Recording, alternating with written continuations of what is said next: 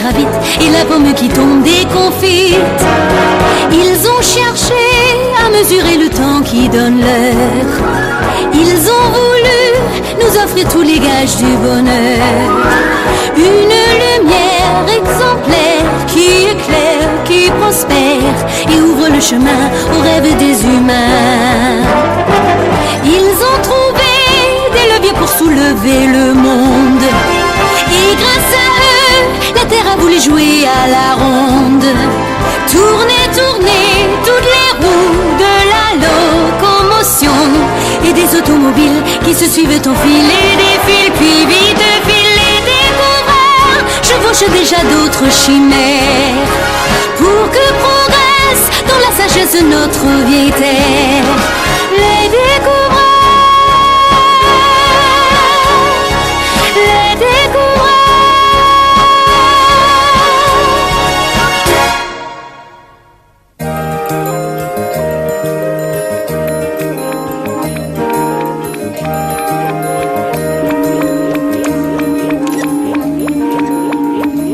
Satellite réparé. Les transmissions peuvent reprendre. Tout est OK. Extraordinaire, fantastique. Imaginez, les enfants, cet astronaute flotte dans l'espace à des milliers de kilomètres au-dessus de nos têtes. Grâce à ce satellite, nous voyons et entendons les événements et les hommes aux quatre coins du monde. Et nous...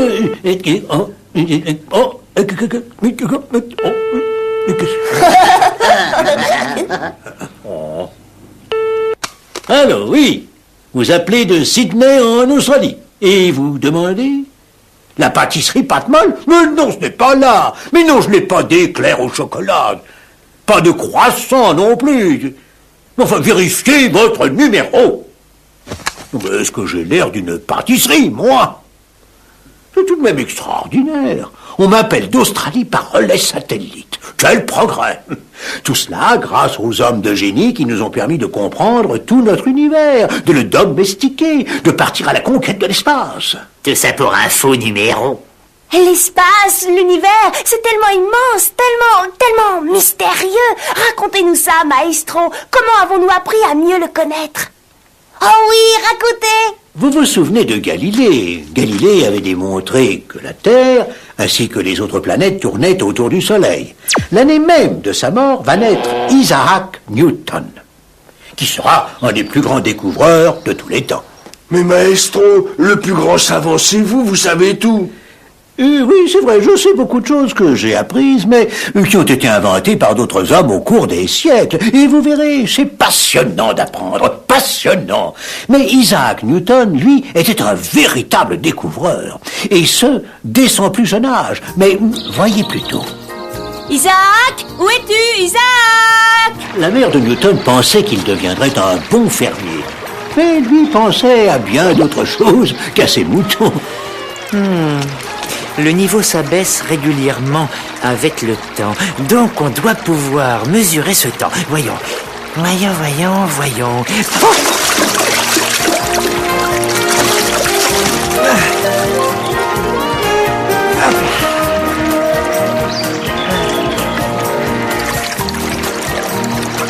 Alors Isaac, t'as encore une idée de génie? T'es tombé dans l'eau sur la tête.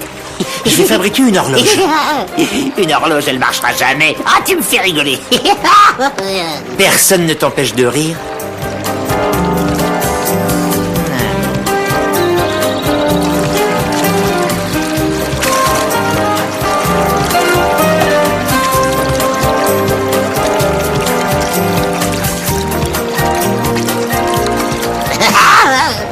Voilà mon horloge.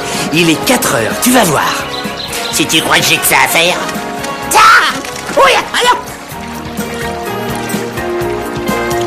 Isaac, il est déjà 5 heures. Où sont les moutons? Oh, mais c'est vrai, mon horloge marque bien 5 heures. Où sont les moutons, Isaac? Ils doivent être partis par là. Je vais les chercher.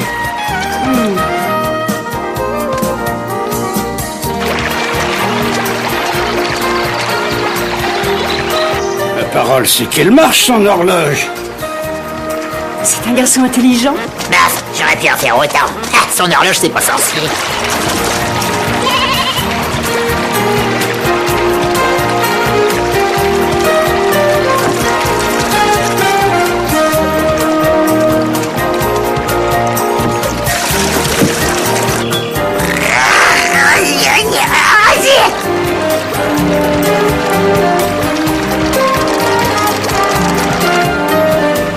Isaac, où sont les moutons? Les moutons, mère. Alors, moi, j'ai pas fait attention. Ils doivent être partis par là.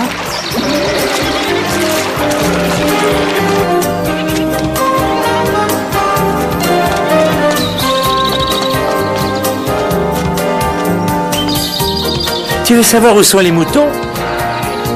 Ils sont là. Là où se trouve ce cerf-volant. Isaac? Isaac?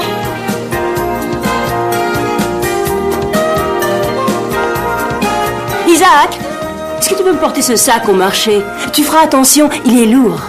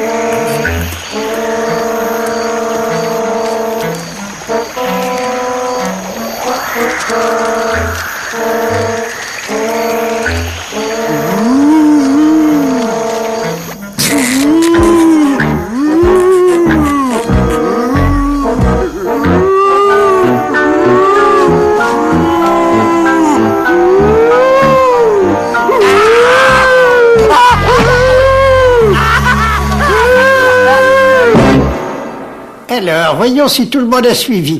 Voyons, Isaac Newton. Dites-moi quelle est la date de la découverte de l'Amérique.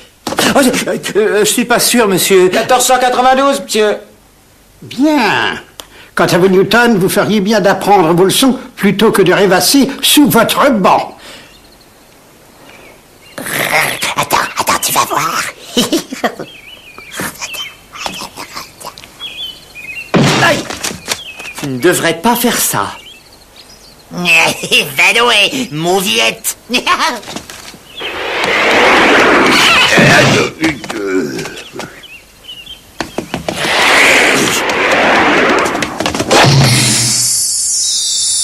Il est petit, Newton, mais il sait se défendre. Ils viennent d'apprendre que la violence du choc est proportionnelle à la masse des corps et à leur vitesse au moment de la collision.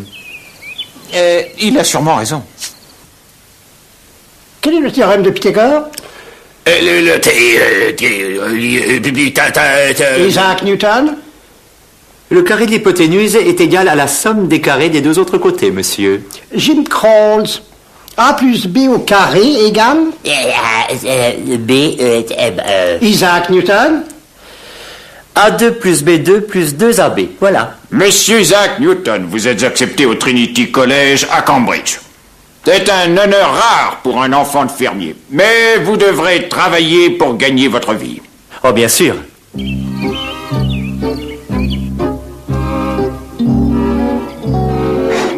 Tiens, j'ai plus faim, tu peux avoir mes restes.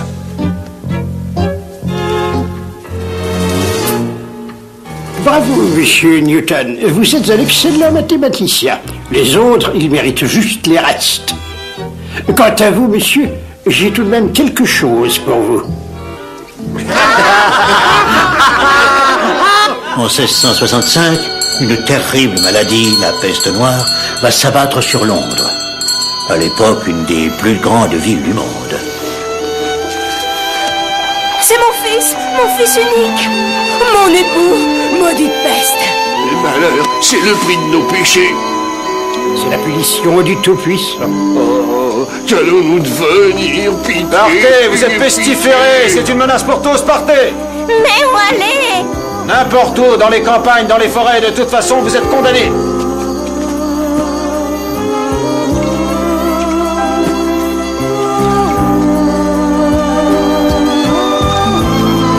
Mes amis, le danger de la peste est trop grave. Trinity College va fermer jusqu'à ce que l'épidémie soit vaincue.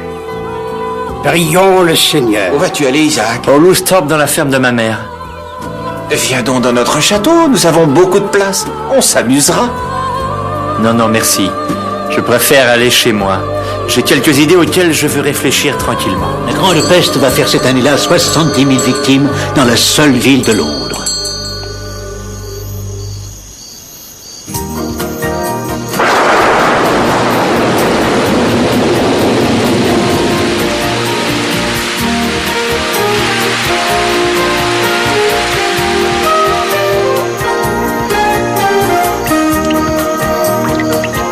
Tiens. On dirait qu'il a plu. Rouge, orange, jaune, vert, bleu. Tiens, tiens. C'est joli. Qu'est-ce que c'est? C'est un prisme de verre, petite sœur. Quand les rayons de lumière le traversent, ils sont réfractés. Réfracté? Tu vas voir. Dis-moi, pourquoi tu fais ça? Tu vas voir. Je pense que la lumière du soleil est composée de rayons de différentes couleurs qu'on peut séparer par un prisme. Regarde, les couleurs de l'arc-en-ciel. Et je suis sûr que chaque couleur est maintenant inséparable. Voilà, surtout ne bouge pas, hein. Tu vois, ce rouge est une couleur pure. Elle ne se sépare pas en couleurs différentes. Et maintenant, on va faire autre chose. Tiens, pose ce prisme comme cela. Attends.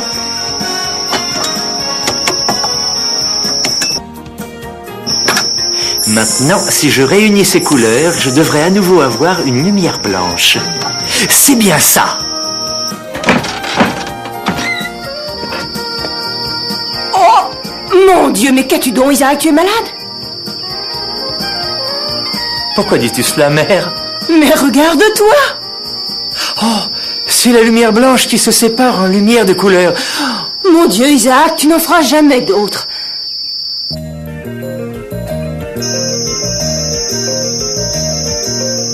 Ah, tout ça, ça sert à quoi, hein? Ce qui est bleu est bleu, ce qui est jaune.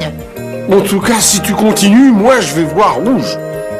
Mais voyons, c'est passionnant ce qu'il a découvert, Newton. Et c'est tellement bon. Chacun peut faire son propre arc-en-ciel. Regarde, Isaac, cette pomme tout en haut de l'arbre. On dirait que la lune est à côté de la pomme. Oui, tout ce qui est privé de support doit tomber. La pomme est tombée, mais la lune, elle ne tombe pas. Pourquoi? Parce qu'elle est loin, là-haut dans le ciel, avec les astres. Non, ça n'est pas une raison. C'est parce qu'elle est très très loin. Non, non, il doit y avoir une autre raison. Tu trouveras, Isaac. Je suis certaine que tu trouveras. Oui, elle tombe la lune, sinon elle disparaîtrait dans l'infini. Elle tombe vers la Terre indéfiniment, mais toujours à la même distance. Le centre de la Terre qui a attiré la pomme vers lui est à 6400 km. Enfin, environ. La Lune, elle, est à 380 000 km environ, donc elle est 60 fois plus éloignée. Enfin, environ. Donc elle devrait avoir une accélération 3600 fois supérieure à celle de la pomme. Si seulement je connaissais avec précision le rayon de la Terre. Oui, ça doit être ça. Tous les corps en orbite s'attirent proportionnellement à leur masse et en raison inverse du carré de leur distance. Oh, vous vous rendez compte, les enfants? C'était la loi de la gravitation. Et qu'est-ce que ça veut dire au juste?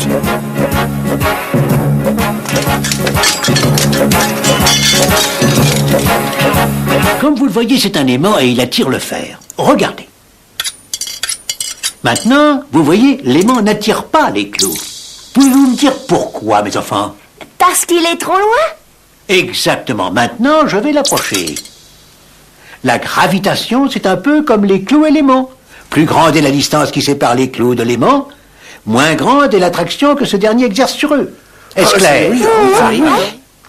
Mais pourquoi la Lune ne tombe pas sur la Terre? La Terre est beaucoup, beaucoup plus grosse. Donc l'attraction qu'elle exerce sur la Lune doit être très forte. C'est une excellente question. Mais c'est que, comme l'a démontré Newton, elle tombe, la Lune, elle tombe vers la Terre, mais une autre force la maintient éloignée, la force centrifuge.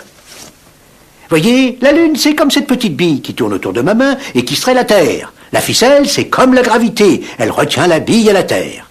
La force centrifuge du mouvement, elle pousse la bille vers l'extérieur. Les deux forces, centrifuge et gravitation, s'égalisent. Et c'est justement de cette façon que les planètes tournent autour du Soleil et la Lune autour de la Terre. Et personne avant Newton n'avait envisagé que sans la force centrifuge, la Lune tomberait sur la Terre. Alors pour ne pas tomber, la Lune, elle est suspendue à une ficelle, hein? Mais bon, c'est malin. C'est pour aider les têtes de mule comme vous que j'utilise la ficelle.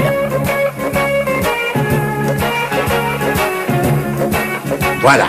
Toutes les planètes tournent ainsi autour du Soleil. Ça marche pas, le système Newton. C'est plutôt ringard. On t'a dit que la gravitation, elle, n'avait pas besoin de ficelle, tête de mule. En cette même année, alors que la peste continue de faire rage, un autre malheur va s'abattre sur la ville de Londres.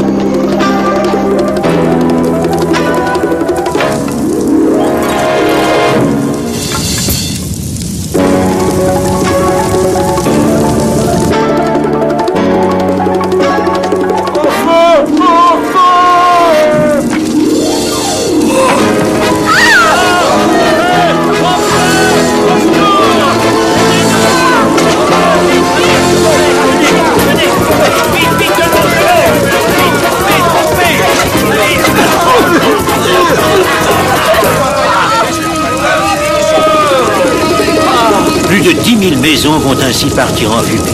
Il faudra de longues années pour reconstruire la ville. Avec la fin de la peste, les cours vont reprendre au Trinity College.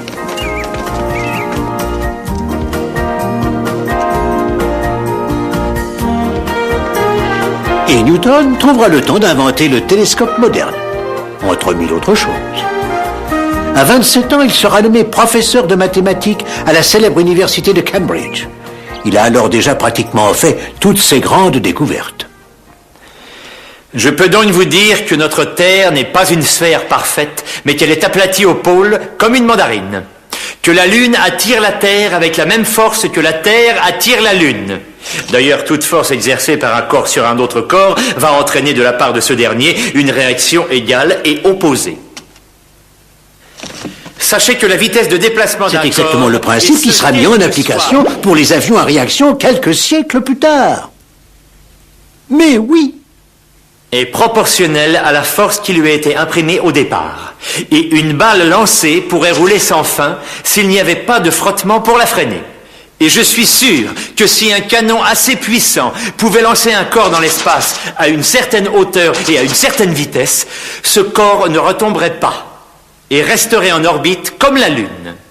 Voilà, vous avez entendu. Voilà énoncé la théorie de mise en orbite d'un satellite. Avec 3 siècles d'avance, ce n'est pas formidable, ça? Sur la Lune, un homme se sent léger, si léger qu'il pourrait presque voler.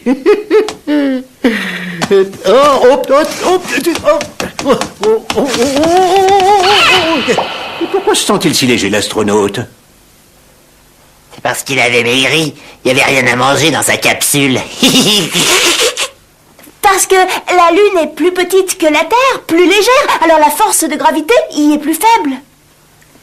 Mais alors, sur une grosse planète, Saturne par exemple, ce serait tout le contraire? Imaginez, Saturne est 100 fois plus grosse que la Terre. On s'y sentirait lourd. Attention, maestro, vous allez vous faire mal. Alors, il devait être très admiré de Newton pour avoir découvert ces choses extraordinaires. Eh bien, pas tellement. Et justement, vous pouvez remarquer que pratiquement pas un de nos grands découvreurs n'a été accepté par son époque, sans avoir eu à subir des critiques.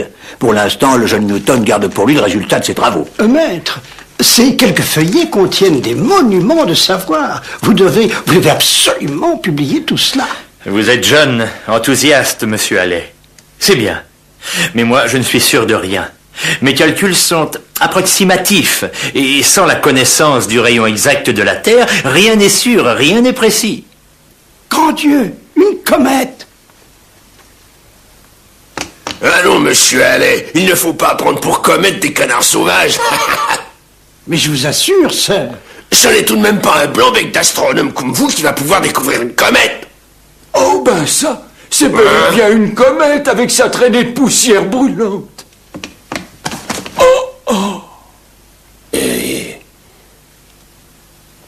Alors, mon jeune ami, vous avez découvert une comète? C'est bien, c'est très très bien. Toutes mes félicitations. Oui, maître, et son orbite correspond exactement à votre loi de la gravitation universelle. Vous devriez publier, maître. Vous êtes un génie. Je ne sais pas trop ce que je parais, mais pour moi, je suis comme un petit garçon sur un rivage, celui d'un océan inconnu. Maître, il n'y a plus un instant à perdre maintenant. À la Société Royale, M. Hooke a prétendu qu'il avait découvert les lois de la gravitation. Vous vous rendez compte? Ouais. Il n'y a plus un instant à perdre et je vais vous aider. Oui, cette loi d'attraction universelle, sa mécanique est plaisante, mais sa physique laisse vraiment à désirer. Newton m'a volé mon hypothèse sur la gravité. Ne vous fâchez pas ainsi, Monsieur Hooke. Cette théorie est de toute façon stupide.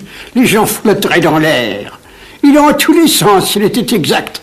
Qu'en pense mon éminent collègue, Monsieur Leibniz? Newton a plagié mes travaux sur le calcul infinitésimal, alors, de toute façon, cette théorie de la gravité est totalement absurde. Qu'en pensez-vous, Monsieur Huygens? Oh, c'est comme ça que l'on traitait les grands. Hooke, Huygens, Leibniz. Et comment a réagi Newton? Ah, Newton, eh bien... Comme d'habitude, il s'intéresse à 1000 choses. La résistance de l'air, les projectiles, les chocs. La politique, le pendule, la propagation du son, l'équilibre des liquides. 1000 choses, vous dis-je. La météorologie, la théologie, la chimie, l'alchimie.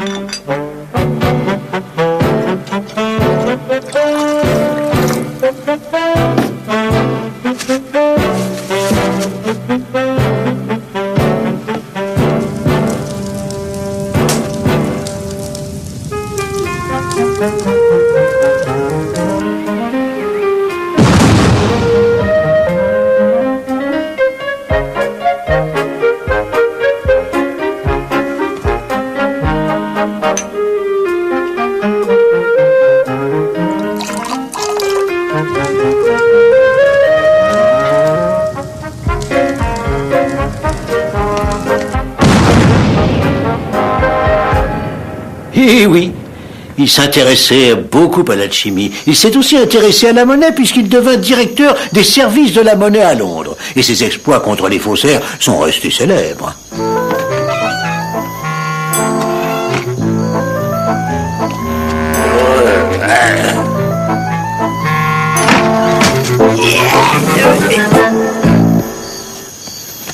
Isaac Newton, vous êtes élu président de la Société Royale.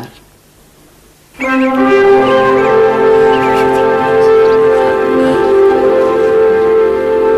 vous souvenez, le protocole est très strict, le genou droit. Bonne chance.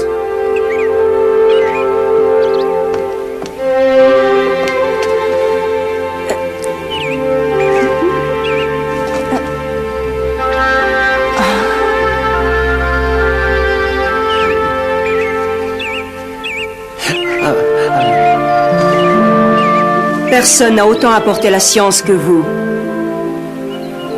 Nous sommes honorés de reconnaître vos mérites. Isaac Newton, nous vous nommons chevalier de l'ordre. Tout ce que nous a appris Newton voilà plus de 3 siècles reste vrai. Il a considérablement enrichi nos connaissances et ses lois de la mécanique universelle ont donné naissance à la technologie moderne. Tout ça par les mathématiques, de construction de l'esprit, de l'intelligence. Pas mal, hein, pour un fils de fermier, non?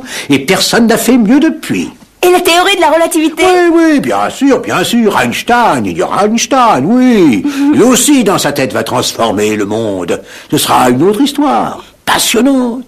Vous verrez. Les découvreurs façonnent pour nous des mondes meilleurs. L'œil vers le ciel, leurs pensées vagabondent ailleurs. Tourne manège des étoiles, des planètes, des comètes. Voici que l'homme décolle, il va quitter le sol. Mes paroles, c'est qu'il s'envole. Demain, ils nous mèneront vers d'autres firmaments. Car pour l'homme, un écho début de son roman.